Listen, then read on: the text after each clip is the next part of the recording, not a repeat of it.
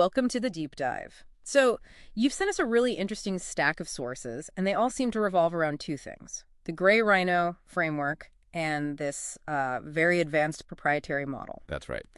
And our mission today is to dig into why that model lands on such a shocking conclusion that the system is heading for fragmentation, not the kind of authoritarian consolidation everyone seems to expect. It's a huge distinction. Yeah. And it really all starts with Michelle Wucker's concept of the gray rhino. Which is not the black swan. Exactly the opposite. A black swan is, totally unpredictable.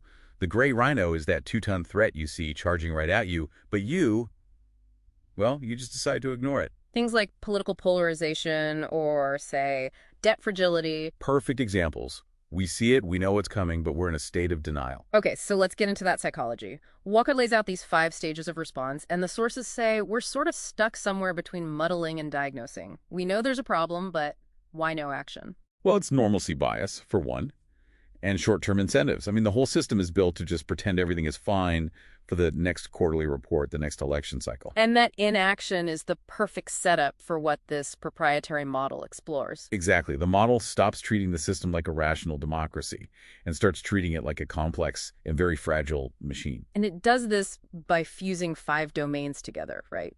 Leadership psychology, structural fragility, geopolitics, even the financial system. It couples them all. And the name it gives the resulting system is, it's a glass cannon. A glass cannon. So immense power. Immense offensive power, yes, but almost zero resilience against an asymmetric shock. Yeah. An unexpected hit. And the model has indicators to prove how brittle it is. It does. It tracks a few key indices. The first is the CUI, the Cohesion Unity Index. It's currently sitting at 82, which the model calls high badness. High badness? What does that actually mean? It means we are fundamentally dealing with incompatible realities. A huge chunk of the population just doesn't believe the institutions are legitimate anymore. And that's paired with the other index, the NDI. The National Disintegration Index. It's at 9.0, which is critical.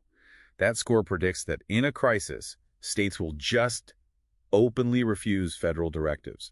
The power cord from the top is already frayed. Wow. Okay, so that sets the stage for the failure. Let's talk about the leadership psychology part, the Alpha 2.0 executive. Right. So the model rejects the idea of a rational actor.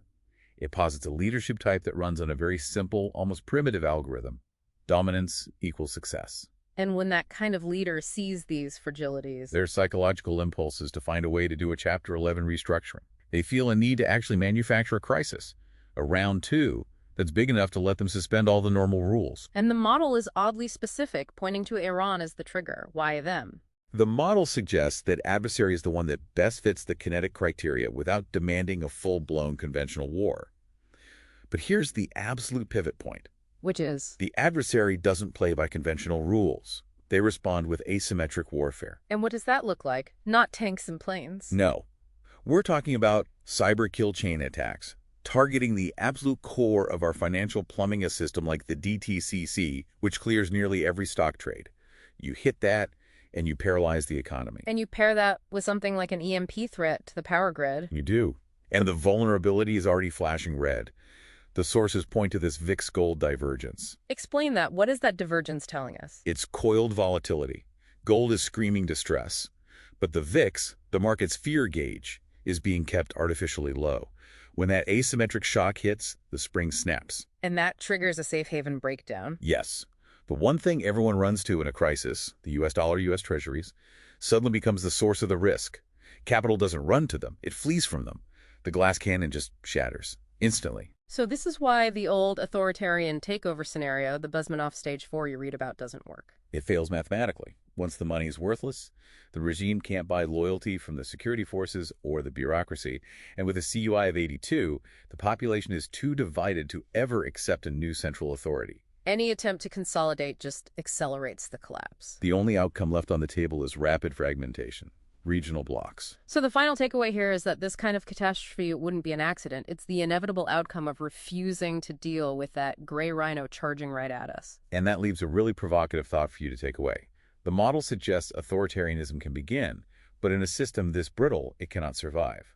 So the question is, what structures, if any, could possibly endure a total safe haven breakdown?